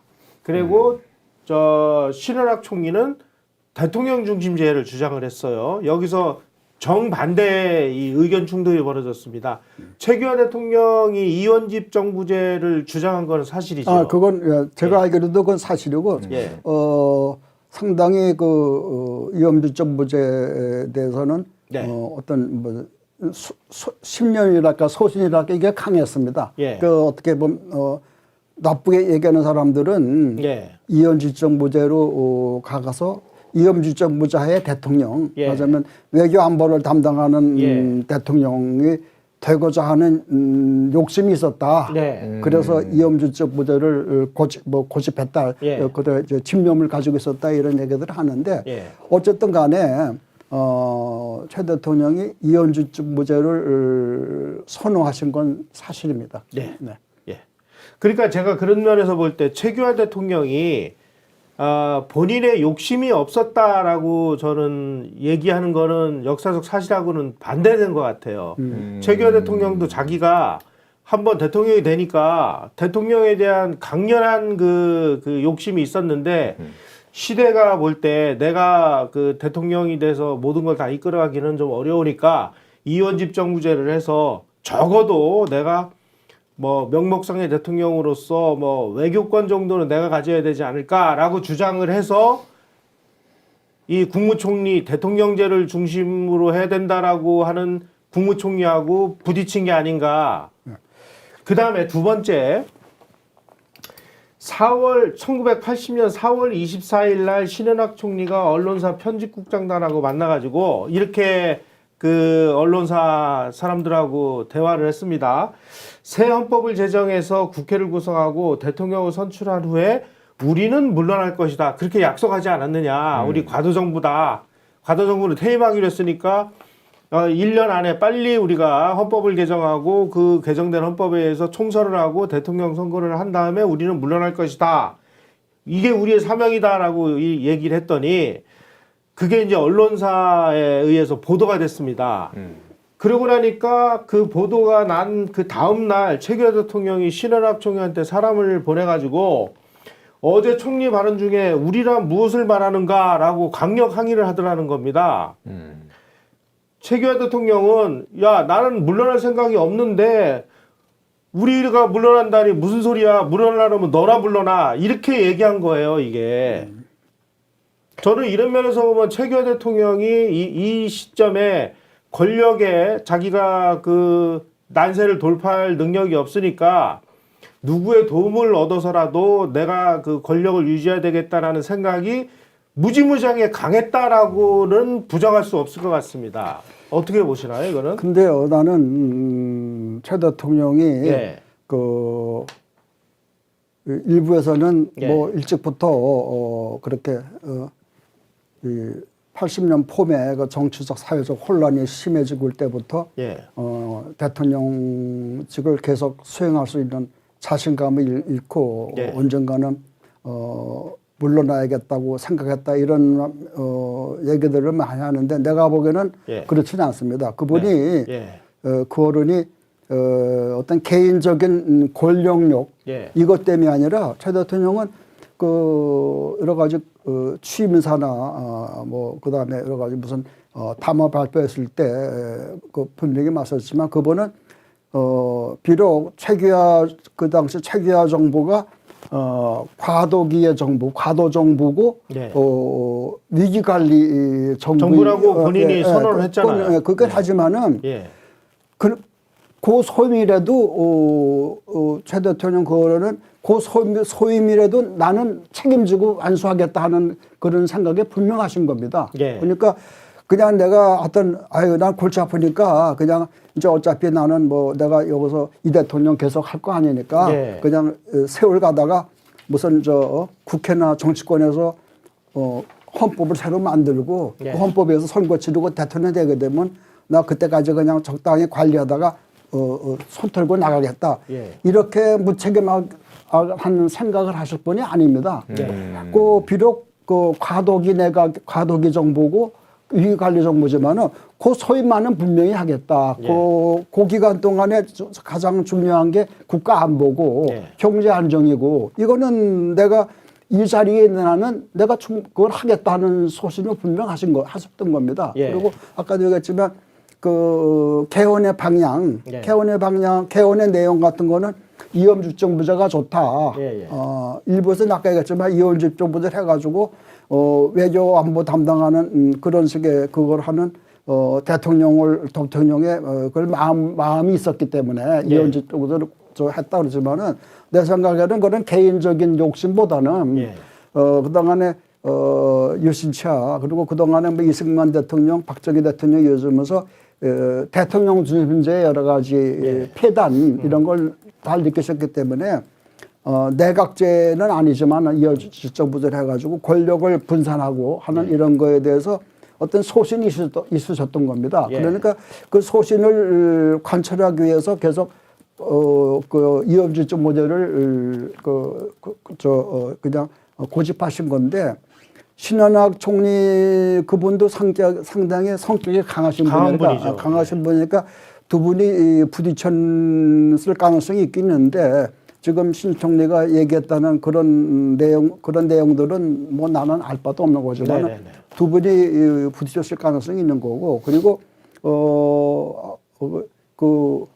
지금 최규하 대통령이 왜 나랑 같이 그만두자고 그러냐는 거에 대해서 거부감 느끼셨다는데 아까 그런 식으로 그거는 최 대통령의 나름대로 소임이 있고 이 소임을 내가 끝까지 완수하겠다. 하지만은 최 대통령이 설정한 그런 정치 일정 1년 동안에 개헌을 하고 그다음에 그 개헌에 의해서 그 새 헌법에 의해서 선거를 치러서 최 대통령이 선출되면은 거기다 정부 이양하겠다 하는 그런 정치 일정을 내가 내 책임하에 그거를 진행시키겠다 하는 그런 그 책임감이 있었기 때문에 그래서 그거를 맞아 신 총리가 우리 빨리 그만둡시다 하는 그런 식의 얘기가 있었을지 모르지만 최 대통령은 그게 좀 오해하신 게 지금 빨리 그만두자가 아니고요. 그 정확한 워딩은 이겁니다. 그 새 헌법을 제정하여 국회를 구성하고 그 새 헌법에 의해서 대통령을 선출한 후에 우리는 물러나기로 우리는 과도정부니까 약속하지 않았느냐. 그 약속을 우리는 지키겠다. 이게 우리의 사명이다라고 얘기를 했더니 우리란 무엇을 말하는 거냐. 그러니까 새 헌법이 만들어진 후에 그만두려면 너나 그만둬라. 나 안 그만두겠다는 얘기거든요. 지금 당장 그만두자는 게 아니고 요 워딩을 정확하게 보시면 그리고 화합회계 사장이 지난번에 이 시간에 나와가지고 그러면은 최규하 대통령이 내가 하야해야 되겠다라고 그 결심을 하고 전두환 장군에게 그 국가를 맡아달라라고 얘기한 시점이 언제냐 제가 여러 차례 물어봤습니다. 그때 화합회계 사장은 광주를 다녀오신 다음이다 이렇게 얘기를 해요. 최규하 대통령이 광주를 다녀오신 게 5월 24일인가 그렇습니다. 25일인가 5일인가 그렇습니다. 네. 예. 그럼 5월 25일 광주에 가서 그 상황을 보고 와서 나 도저히 못하겠다. 전 장군 맡아달라. 라고 얘기하는 거하고 이거하고는 또 정반대 상황이거든요. 그러면은 비서관님이 보시기에 최규하 대통령이 언제 그 하야를 결심했다고 보시나요? 근데 지금 그 하평 선 의원이 말씀하셨다면 그 내용을 나는 납득을 할 수가 없습니다. 그렇습니까? 예. 우리 상식으로 봐도 예. 5월 달에 벌써 최 대통령이 이제 그만둘 테니까 전 장군이 맡으십시오. 그 얘기를 했다고 그러게 되면 예. 그런 상황에서 8월까지 몇 달을 끌고 간다는 게 이게 있을 수가 없죠. 그리고 그 얘기 나도 지금 처음 듣는 얘기고 예. 전 대통령은 그 80년 그때 최 대통령이 김정일 총리 만나고만 그 다음 날 최규하 대통령으로부터 그만두겠다는 말씀을 들은 거 그날이 처음이거든요. 처음이니까 5월 달에 그런 말씀을 들었다는 거는 난 잘 이해가 안 가고 그리고 우리 상식으로 그래요. 아니 그만두겠다는 사람이 몇 달 동안 계속 그냥 그 자리에 붙어 있을 수가 있습니까? 예. 그것도 무책임한 일인데 최 대통령은 그럴 뿐이 아닙니다. 예. 그냥 그만두면 바로 그만둬야지. 예. 나 도저히 못하겠어. 그만둬야겠어. 그러면서도 그런 3개월 동안을 계속 대통령 자리에 머물 수 있겠습니까? 그러니까 나는 최 대통령이 실제로 이제는 그만두는 수밖에 없다고 어떤 마음을 아주 확실히 굳힌 시점이 언제냐는 건 나는 그렇게 5월이니 6월이니 그렇게 안 봅니다. 나는 한 7월 어느 지점이 아닌가. 7월? 왜냐하면 7월 말에 김정일 총리를 만나가지고 네. 그런 얘기 한 거 보면은 왜냐하면 그걸 어떻게 그 심장이 가냐면은 예. 그 서기원 대변인이 예. 그 하야일지라는 걸 썼습니다. 예, 예. 그 하야일지라는 게 이제 여기도 여기 나오는 건가요? 예, 거기도 아마 있을 겁니다. 예. 거기도. 요게 최규하 대통령 8순 기념 네, 물원집인데 기념 여기 이번했는데 거기도 이제 하야일지 보게 되면 8월 4일인가는 일찍 보게 되면은 예. 이제 더 이상의 선택지가 없다. 마지막 이제 사임위에는 다른 선택이 다른 옵션이 있을 수가 없다. 이제 이런 그거 문구가 나오는데 거기 뭐가 나오냐면은 당초 예정했던 정치 일정을 강행하는 방법, 무슨 국민 투표를 붙이는 방법, 몇 가지 안이 이렇게 있는데 맞으면 사임이라는 말고 나머지 또 한 두세 가지의 선택지가 있었던 겁니다. 네. 그 선택지가 뭐냐면은 그런 식으로 개헌을 해가지고 그 새 정부의 최 대통령에 참여할 수 있건 없건 간에 네. 하여튼 그런 식의 정치 일정을 계속하겠다는 그런 선택지가 이제 없어졌다고 서기현 대변인이 그때 판단한 거거든요. 그거 네. 보면 그 시점까지 그런 사임한다는 거 외에 몇 가지 선택지가 있었다는 얘기 아닙니까? 네. 그건 말하자면은 그 선택지가 있었다는 거는 사임하는 거하고는 다른 길 아닙니까? 네. 그러니까 그게 8월 4일인가 8월 4일에 그 일지에 그게 나오는 거 보게 되면 네. 그 직전까지 최 대통령은 그런 생각을 최 대통령 나름대로의 어떤 정치 일정에 대한 구상 같은 게 있으셨던 거거든요. 네네. 그러니까 5월 달에 이미 사임하겠다고 전두환 장관에게 얘기했다는 것도 나는 잘 내 상식으로는 안 믿어지고 예. 내 심적으로는 그래서 그게 한 7월 어느 때쯤 아닌가 난 그렇게 생각합니다. 네. 자, 그러면 이제 액면 그대로 우리가 이해한다 해도 의문점이 드는 게 있습니다. 이 자유민주 사회에서는 헌법이 있고 그 헌법에 정해진 절차에 의해서 하는 수밖에 없잖아요. 네. 그런데 지금 전두환 대통령 회고록도 그렇고 허화평 이사장도 그 출연해서 하신 말씀이 뭐냐면 최규하 대통령이 도저히 대통령직 수행이 어려우니까 전 장군을 불러서 나 대신 그 대통령을 맡아달라라고 간곡히 부탁을 했다라고 돼 있어요. 근데 이거 헌법에 의하면은 헌법의 절차에 의하면은 대통령이 사임하면은 그 헌법이 정한 절차에 의해서 그 다음 그 권자가 대통령 권한대행을 하게 돼 있잖아요. 그때 그 대통령 권한대행을 할 수 있는 사람은 박충근 씨가 그렇죠. 국무총리 그 서리였거든요. 네. 그러면은 국무총리 서리가 맞는 게 이 헌법 절차지. 어떻게 특정한 대통령 개인이 자기가 그만두면서 특정한 사람에게 당신이 맡으시오. 그거는 예. 저걸 보던데 예. 박충근 그 당시 국무총리 서리가 대통령 권한대행을 했습니다. 네. 실제로 했어요. 예. 그러니까 지금 저 최 대통령이 그 얘기를 했다는 거는 이미 그 전두환 장군을 만나가지고 후임 맡아달라고 했기 때문에 하는 얘기지. 예. 그 절차를 안 지킨 건 아니에요. 그 절차대로 했거든요. 맞으면 아니 그러니까 제 네. 말씀은 예. 아니 절차는 이제 그렇게 해서 박충근 씨가 저 대통령 권한대행을 해서 했어요. 네. 그 나중에 유신헌법에 의해서 통일주체국민회의에서 전두환 선거를 대통령이 하고. 당선이 네. 됐잖아요. 네. 그거는 별개의 문제로 치고 네.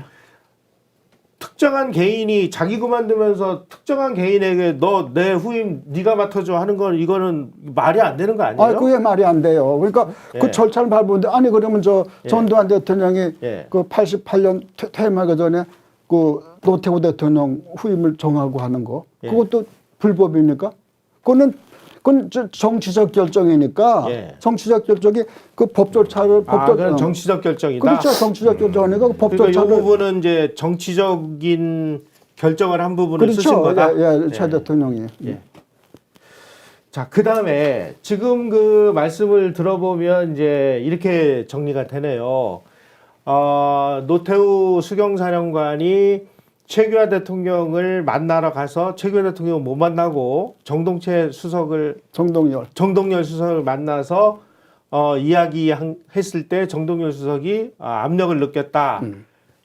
찾아간 것도 노태우 수경사령관 그 단독의 그 생각이었고 전두환 대통령이 전혀 대통령은 개입을 안 전혀 했고. 관련이 없었고 그 다음에 최규하 대통령이 대세가 내가 지금 계속 대통령을 할 때가 아니구나. 내가 물러나야 되겠다. 물러나되 전 장군이 나의 그 뒤를 제일 잘 이을 것 같다. 그래 전 장군 당신이 좀 맡으시오. 그러니까 정치적인 결단을 예, 그래서 하시고. 이제 헌법 절차에 의해서 통일주체국민회의에서 전두환 대통령이 당선이 됐으니 전두환 대통령은 물리적인 압력이나 외압이나 뭐 폭력 행위를 행사해서 최규하 대통령을 쫓아낸 게 아니다. 이 얘기죠. 네. 그러면 그 이후에 그 전두환 정부가 집권을 하고 나서 전두환 정부 그러면은 전부 이 정통성 문제가 지금 제기가 되고 있어요. 그리고 마치 본인이 최규하를 쫓아내고 그 정권을 찬탈한 걸로 돼 있어요. 12.12 때도 마찬가지였어요. 그러면은 적극적으로 그 전두환 정부의 이 집권의 정당성, 정통성 이런 부분이 그 문제가 없었다는 사실을 총력을 다해서라도 이거를 그 해명하거나 뭔가 그 특단의 조치를 통해서라도 알리거나 했어야 되는데 이 부분에 대해서는 상당히 게으리하셨단 말이에요. 그건 왜 그렇습니까? 그런데요, 저 선 대통령 재임 중에 물론 정치권 내부나 아니면 사회부에서 그런 식의 5공화국 맞으면 정통성에 대해서 시비 논란이 계속 있긴 있었죠. 그런데 그 당시 여러 가지 국정이 맞으면 대통령으로서 해야 될 일이 많은데 모든 그런 소모적인 정치적 논란을 그 불러일으키고 그런 논란을 뭐 100번 해봐야 결론이 날 건 아니지 않습니까? 저쪽에서는 맞으면은 정권을 찬탈한 거다고 주장할 거고 안 거고 전 대통령 쪽에서는 그게 아니다고 얘기할 텐데 그게 결론이 나겠습니까? 근데 그거를 대통령직을 그런 막중한 국정을 수행할 책임이 있는 대통령이 그런 논란을 일부러 불러일으켜 가지고 왜냐하면 그 당시에 정부나 대통령이 이거는 오공정부의 출범에는 맞으면 뭐 정당성 시비할 여지가 없다 한마디 한다고 해서 그런 논란이 수습이 되는 것도 아니고 오히려 논란을 더 불러일으킬 그럴 소지가 있는 건데 그 당시 대통령이 그 일을 왜 해야겠습니까? 그러니까 아니 적어도 노태우 수경사령관이 최규하 대통령 찾아가서 하야 압력을 넣고 그다음에 김정열 씨 시켜서 2번이나 압력을 행사한 거는 이건 내 뜻하고는 관계없는 일이다 정도는 얘기를 하셨어야 되는 거 아니에요? 그런 일이 그 당시에 밝혀진 것도 아니고 예. 그거를 전 대통령이 스스로 그거를 맞으면 노 대통령이 얘기를 하거나 뭐 몰라도 전 대통령이 그런 얘기를 왜 합니까? 아까도 얘기했지만은 회고록 쓸 때도 내가 그 말 여쭤봤더니 그거는 모르고 계시더라고요. 전두환 대통령이 몰랐기 때문에 홍보할 수도 없었다. 그런 말씀이신 건가요? 알았다고 하더라도 아까 얘기했지만은 그런 얘기를 자꾸 해봐야 아니 지금 그 오공화국 정부가 그때 해가지고 얼마나 할 게 많았을까. 저번에 출범 초에 그 얘기는 5.18 문제 가져도 그래요. 왜 그 대통령 재임 시절에 그 5.18의 그 상처 같은 거를 그 5.18의 그 적극적으로, 상처를 치유하지 치유하고 하는데 왜 안 했냐고 맞으면 똑같은 거예요. 그때 해가지고 무슨 이런 식의 그 전 대통령이 그 많은 노력을 기울였어요. 광주 이쪽에 대해서 많은 예산 투입도 하고 그래가지고 많은 적을 하셨거든요. 그 광주 민심을 달래기 위해서 많이 하셨는데 그런 거 외에 맞으면은 어떤 그 논란을 새삼스럽게 논란을 불러일으키는 그런 일을 하실 수가 없었던 거죠. 자, 광주 사태와 관련해서 최규하 대통령이 하야 1시간 전에 녹음 테이프가 발견이 돼가지고 그때 막 보도를 한 기억이 나는데 여기에 이런 그 대목이 있습니다.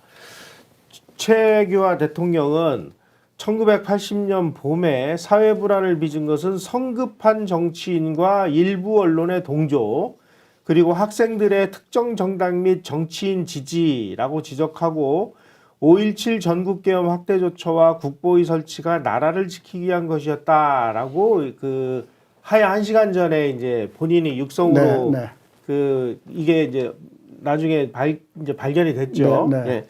자, 그런데 지금 5.18 광주의 진압작전과 관련해 가지고는 전두환 당시 보안사령관 합수본부장 그리고 중정설이었던 전두환 장군은 작전지휘권도 없고 아무것도 없었어요. 모든 작전지휘는 이희성 계엄사령관이 했잖아요. 그런데 모든 책임은 지금 전두환 대통령에게 이게 돌아가서 지금 뭐 광주 법정까지 뭐 끌려나갈 정도로 마지막까지 정말 시달리셨는데 이게 왜 이렇게 된 거예요? 그래서 이제 그 말씀 나오니까 거기 내가 좀 먼저 말씀드린 거는 전 대통령 돌아가신 때도 그 직후에도 그렇고 계속 5.18에 관해서 사죄를 안 했다.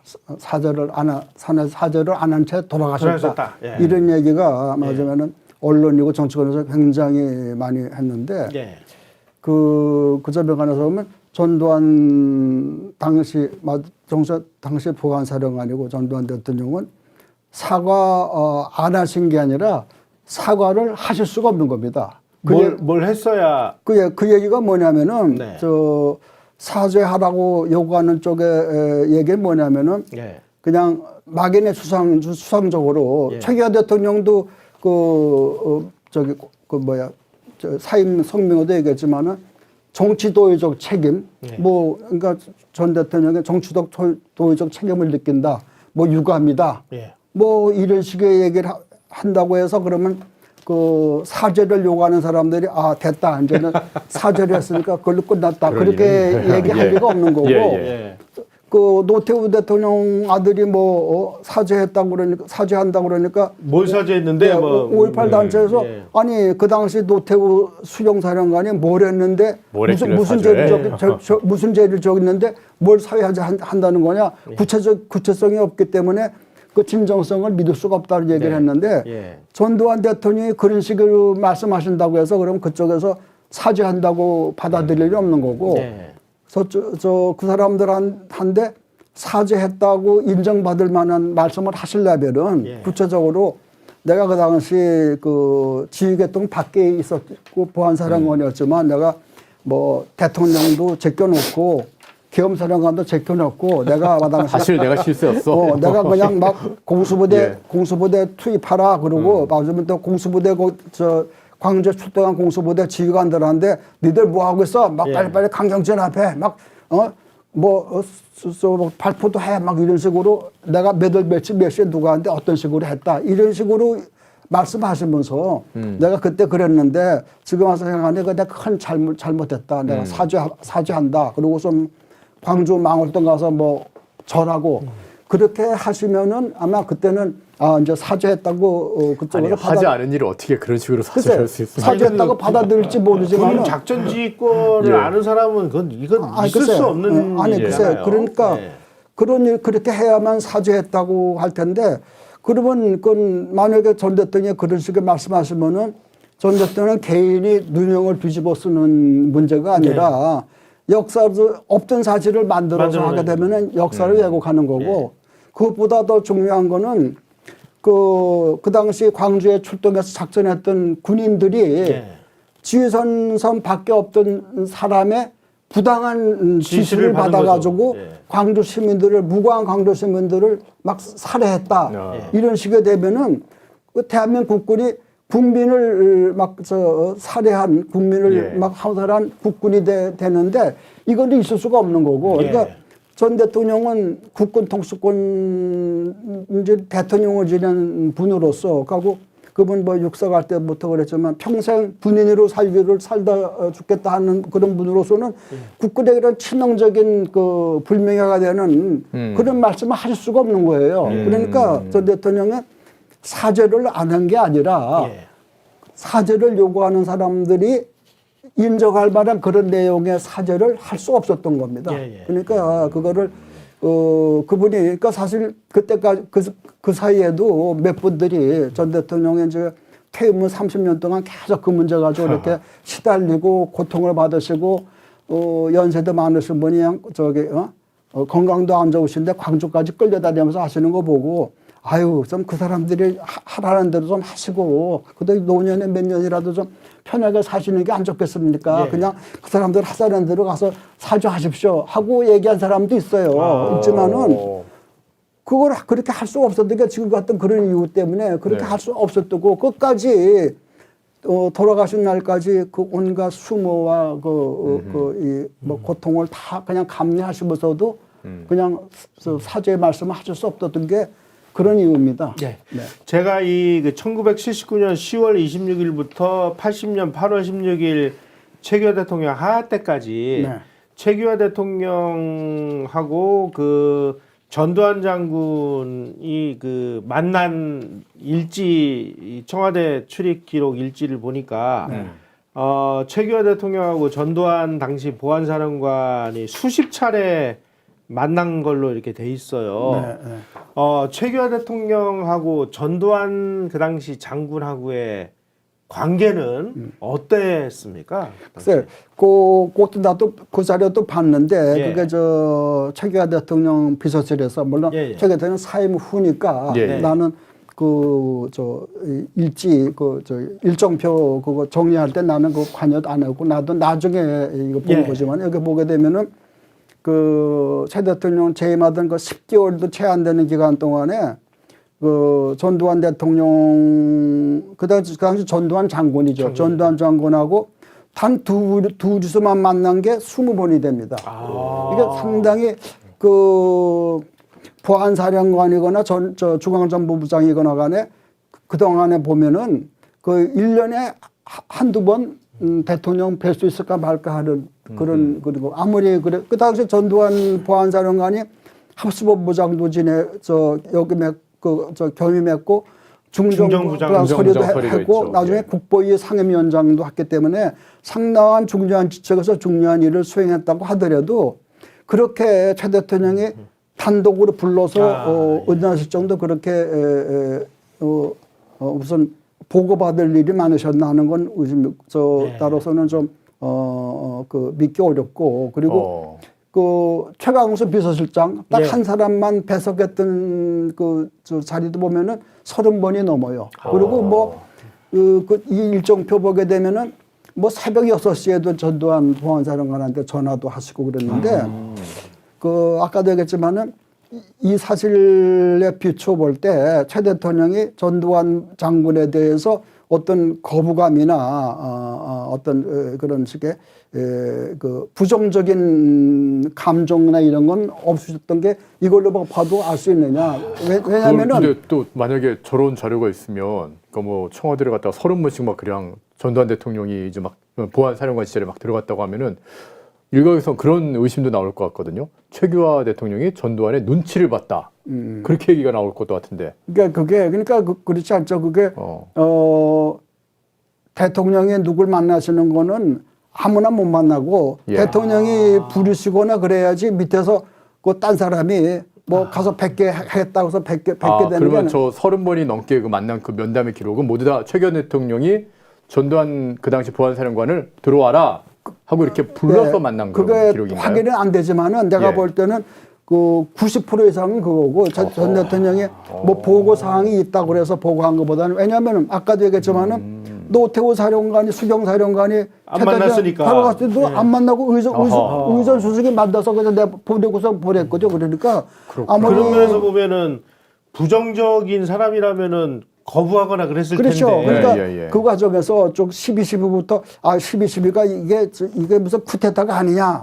그리고 그 다음에도 여러 가지 80년 봄 상황에서 이 전두환 장군이 이게 좀 엉뚱한 야심을 갖고 있는 거 아니냐? 이런 식의 혹시 의심이 있었다고 그러게 되면은 그렇게 자주 만나서 그렇게 부르거나 또 무슨 국정회관에서 의논을 듣거나 하실 그러지는 않았을 건데 이것만 봐도 최소한도 최 대통령의 전두환 장군 개인에 대해서 어떤 거부감은 없었다. 거부감은 나쁜 적은 없었을 거고 그러니까 그런 과정을 거쳐서 결국은 8월 16일 날 사임하셨으니까 그러면서 내 자리를 맡아서 해달라고 말씀하신 거는 이제 그게 그 사이에 무슨 이게 안 되겠다. 이게 전두환 장관 나는 이 사람하고 같이 일할 수 없다. 이런 식의 그런 느낌이 있어가지고 사임하셨다고 그러게 되면요. 그러면 이렇게도 생각해 볼 수 있을 것 같아요. 만약에 그렇게 30번이나 계속 만나고 그런 관계였다라고 했을 때 30번 이상 만나는 그런 관계였다고 했을 때 말씀하신 대로 최규하 대통령과 전두환 보안사령관이 그런 나름의 신뢰나 어떤 그런 믿을 수 있는 그런 관계였다고 한다면 그래서 그래 나는 능력이 부족하니 전두환 자네가 내 뒤를 맡아줘 라고 그렇게 부탁할 수 있는 그런 관계였다면 퇴임하시고 그리고 전두환 대통령이 실제로 이제 취임하시고 나서 그 두 분의 관계가 앞에 있었던 관계가 그대로 이어졌다면 그게 설득력이 있을 거라고 생각하거든요. 이제 전두환 대통령 당시에 이제 공보비서관도 하셨으니까. 근데 취임하시고 나서의 그 관계가 그렇죠. 어떠셨나요? 그러니까 그 후에 최규하 대통령은 국가 원로회의, 국정장관회의 의장을 맡으셨거든요. 그러니까 두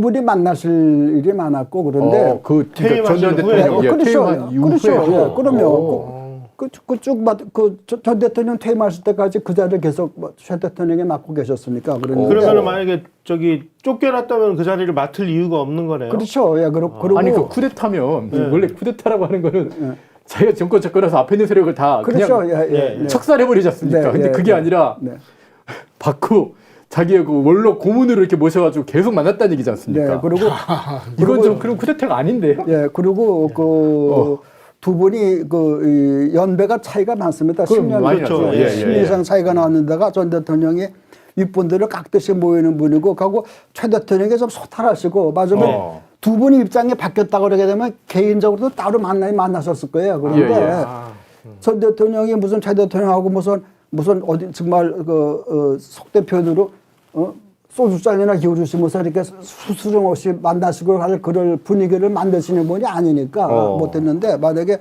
그 두 분이 입장이 바뀌었다면 아마 충분히 그런 그러니까 연배가 좀 차이가 좀 많이 나고 또 네. 전두환 대통령의 스타일과 최규하 대통령 스타일이 워낙에 다르니까 때문에, 그렇게 하진 못했지만 이런 공식적인 저거는 계속 두 분 간의 그 관계가 계속 좋은 관계가 유지됐죠. 그게 되게 중요한 겁니다. 그게 그러니까 아니 참. 최규하 대통령이 만약에 권력을 뺏겼으면 그 좋은 관계가 유지될 수가 없죠. 저분 성격으로 볼 때 좋은 관계가 예. 유지될 수가 없었겠죠. 그런데 그리고 이거 내 쿠데타가 아닌데 그러면 내 개인 얘기 같아서 뭐 하기가 그렇지만은 네네.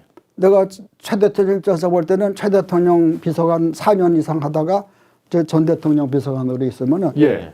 전 대통령에 대해서 최 대통령이 별로 안 좋은 감정이 있었다 그러게 되면 연락도 안 하겠죠. 그 밑에 네. 사람이었는데 전두환이 사람이 돼 이런 괘씸한 이런 식이 될 텐데 그 밑에서 일하는 나에 대해서도 약간 거리감을 느꼈는데 예. 전혀 그런 게 없었고 최 대통령이 날 아주 참 따뜻하게 대해줬었어요. 그거 평소에 뭐 내가 무슨 정초에 새 문화 인사 들어갈 때 그런 데 말고도 내가 따로 찾아갈 면은 없지만은 일이 있을 때는 날 굉장히 많이 찾으셨어요. 그래요?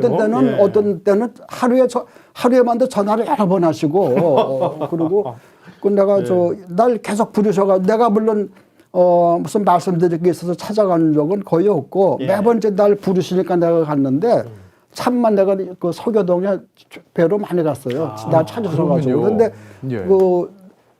전 대통령에 대해서 안 좋은 감정이 안 좋았다면은 전 대통령 밑에 있는 나를 그렇게 자주 부르실 이유가 없는 아니 거죠. 그럼 비서관님께서는 지금 저는 이제 아까도 말씀드렸지만 좀 약간 70년대생이다 보니까 그 당시에는 초등학생밖에 안 되거든요. 그래서 나이가 어리다 보니까 그걸 잘 기억을 못하고 그냥 가르쳐주는 대로 배우는 그런 입장이었는데 저는 분명히 그렇게 배웠거든요.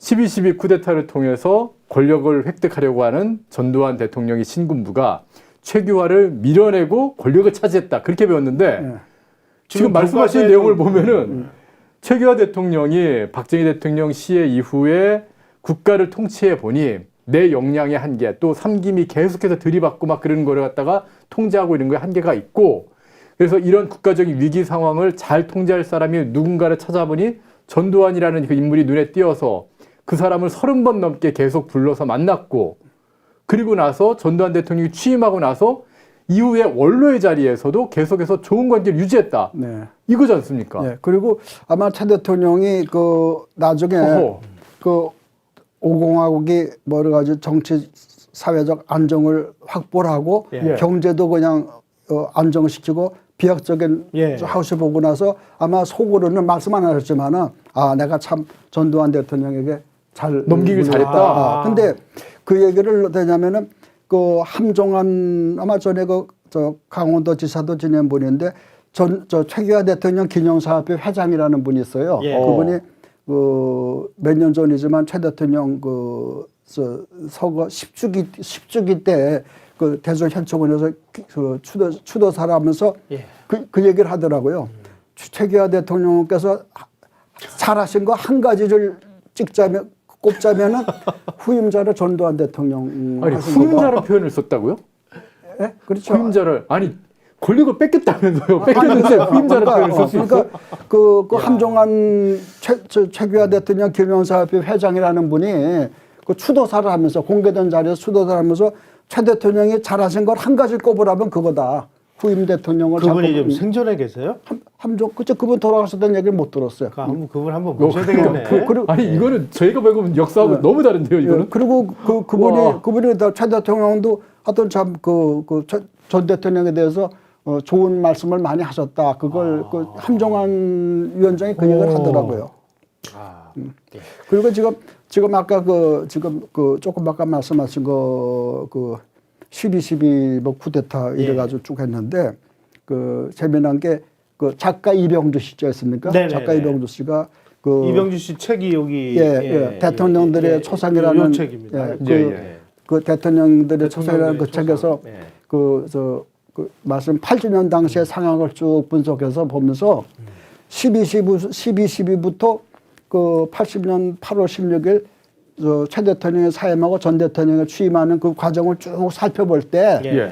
그 과정이 맞으면은 전두환 장군의 그 집권 계획에 의해서 쭉 진행된 거다 하고 그런 식으로 몰아가는 사람이 있는데 아까 얘기했지만은 네. 12.12 붙었다고 그때부터 시작해가지고 8월 예. 80년 정권을 대통령 자리까지 뺏었다고 보는 사람들에 대해서 뭐냐면은 그것이 전두환 장군 한 사람의 어떤 계획에 의해서 예. 이렇게 한 거라고 본다면은 맞으면은 제갈공명 예.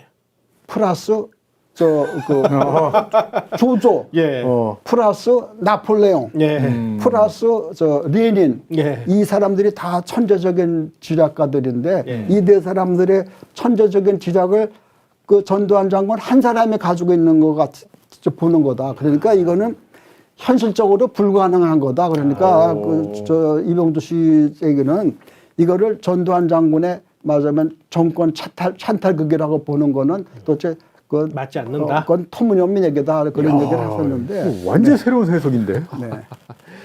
자, 이제 1시간 35분이 돼서 네, 오늘 네, 인터뷰 좀 정리할 네. 때가 된 것 같습니다. 네, 네. 참, 저도 지금 지금 말씀하신 퇴임 후의 그 관계는 저도 오늘 처음 알았습니다. 그렇습니까? 네. 굉장히 중요한 말씀을 해주셨고, 전두환 재임 7년은 어떤 그 집권 과정에서 정통성 시비는 있었지만 네. 그 이후에 국가적 위기, 경제 위기를 슬기롭게 극복을 하고 그 다음에 국가 안보를 또 튼튼하게 달성을 하고 중산층을 두텁게 만들고 물가를 잡고 그리고 새로운 성장 동력도 창출하고 그리고 사회를 안정시켰고 그리고 국채 망국론이었던 이 나라를 빚을 다 갖고 순채권국으로 만들어서 후임자에게 물려준 그런 그 시기입니다. 그 정부에 7년을 몸담으셨는데 7년을 몸담으셨던 비서관님께서 5공화국을 평가를 하신다면 어떤 평가를 내시겠습니까? 글쎄요, 그럼 내 입으로 얘기하보다도 일부 학자나 예. 이런 분들 평론가들이 얘기를 빌리면은 예. 맞으면 이승만 대통령은 건국 건국을 하셨죠. 건국 예. 대통령, 네. 박정희 대통령은 부국 대통령. 예. 그러면 전두환 대통령은 강국 대통령이다. 나라를 강국으로 만든 분이다. 뭐 그렇게 말씀하시는 분도 있고 그리고 박정희 대통령이 시작한 한강의 기적을 완성한 분이다. 뭐 그 이렇게 말이 제일 실감이 나네요. 이런 네. 분들이 있는데 이제 뭐 지금 이 프로그램이 앞으로 이제 네. 5강을 다시 재조명한다니까 예. 그때 아마 그런 건 네, 근데 그 부분을 저희가 네, 이제 이제 한 시즌 10개 2에서, 주제로 예. 네, 다시 분석을 하려고 합니다. 네, 많이 기대하고 있겠습니다. 네, 그래가지고 네. 네. 그러니까 한강의 기적, 박정희 대통령이 시작한 한강의 기적을 완성한 완성한 대통령 시대였다. 네, 네. 댓글창에서 예. 사건의 지평선님이 아니 지금 말씀하신 내용을 쭉 들어보면 어. 이 5공화국의 이 시작이라고 하는 것, 그러니까 어떻게 보면 11.6 이후에 5공화국 출범까지의 그 기간을 네. 그동안 우리는 쿠데타요, 군사정변으로 다 이해를 하고 권력의 찬탈로 이해를 했는데 이제 뭐로 우리는 정의를 해야 뭐로 되냐? 정의해야 되나 이걸? 진짜 그러면은 저도, 그럼 예. 단순하게 지금 딱 떠오르는 생각은 권력을 어떻게 보면은 국민에 의해서 선출된 정부를 그러니까 어쨌든 합법적인 박정희 정부를 시해하고 권력 찬탈을 시도하던 김재규와 그 잔당의 시도로부터 대한민국을 지켜낸 게 5공화국이 되는 거거든요. 저는 그렇게 지금 딱 떠오르는데. 그렇죠. 지금 뭐 오늘 정의를 그러니까 내려- 여태까지 지금 저희가 예. 12회에 걸쳐서 방송하는 내용을 쭉 정리를 해보면은 아니 5공화국은 딱 그런 것 같습니다. 그러니까 제가 그냥 짧은 소리니까 너무 노여하지 마시고 그냥 들어주시면은 아니 12.12는 예. 쿠데타가 아니었고 그 잔존 세력 김재규 잔존 세력을 체포하는 작전이었고 예. 그리고 그 이후에 5.17, 5.18에 여기다 최주교화 대통령의 그 하야까지의 그 모든 과정은 정말 위기에 빠져서 대통령 시해란 그 위기에 빠져 있던 대한민국을 다시 어떻게 보면 그 위기로부터 구해내는 그런 과정이었다. 이렇게밖에 좀 정리를 못할 것 같거든요. 글쎄 저희가 이제 오호. 오공화국을 예, 예. 이제 그 뭐 오공화국 시대를 우리가 이제 정리하면서 네네. 지금 말씀하신 그 부분도 함께 정리를 해야 될 그러니까요. 큰 과제를 저희가 지금 깜짝 놀랐어요. 오늘 말씀해 주신 내용이 네. 굉장히 충격이에요, 저는. 네. 그리고 이제 오늘 이걸로 이제 507분 출범. 때까지 이제 이거를 예, 마감한다니까 내가 이 기회에 한 말씀드리고 싶은 건 이제 광주 문제에 관해 가지고 예. 네. 지금 보면 계속해서 언론도 그렇고 정치권에도 그렇고 뭐 광주 학살 그러는데 예. 우리가 뭐 사전에 학살이란 말이 어떻게 풀이되는지 모르지만은 학살이라는 거는 이제 저항할 의사도 없고 네. 저항할 힘도 없고 무장하지도 않은 사람들을 그냥 무차별적으로 네. 살해할 때 그걸 학살이라고 하는데 예. 80년 5월에 광주가 그랬느냐? 소총 5,300자로 네, 예. 기관총 공용화기 뭐 몇백 자로 TNT 8톤? 뭐 그렇지 않습니까? TNT 8톤 그다음에 수류탄 253발 장갑차 4대 예. 군용 트럭 및 일반 트럭 그 900여 대 탈취 예. 교도소속 예, 거기다가 이제 그 공격을 하시니까 예. 무저항 무저항도 아니고 저기 그건 아니고 그러니까 그거를 그 당시 일종의 교전 상태로 봐야지 그거를 학살이라고 보는 거는 저 사실과 다르고 그리고 또 한 가지는 광주 쪽에서 자꾸 뭐라고 그러냐면은 그 당시 그 광주에 투입됐던 장병들 중에 장병들이 양심 선언을 안 하는 것이 유감스럽다 그런 얘기를 하는데 예. 그때 광주에 투입됐던 그 병력이 몇 개 사단입니까? 뭐 20사단, 뭐 원래 31사단도 있었고 3개 공수여단도 가고 그러는데 거기에 장병들, 그리고 각급 지휘관들이 또 수여 명이 있지 않겠습니까? 근데 네. 그 사람들이 어느 누구도 내가 그 당시 전두환 보안사령관 하는데 언제 어디서 어떻게 내가 무슨 지시를 받았어. 짓을 받았다 하는 사람들이 없지 않습니까? 예. 그러니까 저쪽 사람들이 뭐라고 그러냐면은 양심 선언 안 하는 게 유감스럽다 이런 얘기를 하는데 그게 얼마나 황당한 얘기입니까? 그러면 그 몇백 명의 장병들이 전부 양심이 없는 사람이 되는 거고 그게 말이 됩니까? 그리고 그 1980년에 헤리티지에 대한 보고서도 보면 그렇게 있어요. 그 일방적인 그 공격에 의해서 피해가 난 게 아니라 교전 상태. 교전이다. 무력 집단 간의 예. 상호 충돌에 의해서 불가피하게 생긴 그 결과다 이런 식으로 했지. 네. 그거를 무슨 일방적인 무슨 학살 이런 거는 그렇게 안 봤거든요. 그러니까 지금 이제 이 프로그램으로 오늘로 이제 80년 상황을 이제 끝낸다니까 내가 한번 그 말씀을 드리고 싶었습니다. 네. 예. 저희가 지금 우리 최영께께서 말씀하신 그러면 5공화국의 탄생을 뭐라고 정리를 해야 되느냐 하는 예. 부분도 굉장히 좀 심각하게 한번 우리가 다시 분석을 해봐야 될 것 같아요. 그러니까요. 오늘 그 분석의 틀을 새로 제공을 해주셨는데 깜짝 놀랐습니다. 지금. 예, 하여간 어려운 그 출연해주신 비서관님께 아이고, 감사드리고요. 예, 오늘 이런 기회 주셔서 감사합니다. 네네. 예. 시즌 2를 바로 좀 준비를 하겠습니다. 예. 네. 저희가 최대한 빠른 시일 안에 다시 또 한번 그 5공화국을 진짜 어떻게 보면 아까 말씀하신 대로 강국으로 대한민국을 바꾸신 그 역사의 주인공들을 모셔가지고 여러분께 또 알찬 방송 만들어 보도록 하겠습니다. 저희가 총 12회에 걸쳐서 이 5공화국 역사의 증언 시리즈 시즌 1을 진행을 했는데요. 그동안 수고해주신 저희 김용삼 대기자님, 또 오늘 나와주신 김정기 비서관님, 민정기 비서관님, 그리고 그동안 또 자주 나오셨던 화평 실장님이나 오일랑 대령님, 신윤희 장군님, 그리고 무엇보다도 댓글로서 많은 또 우리 후원을 해주시고 호응을 해주신 시청자 여러분께 감사의 말씀드리겠습니다. 시즌 2에 다시 찾아뵙겠습니다. 고생 많으셨습니다. 네, 고맙습니다.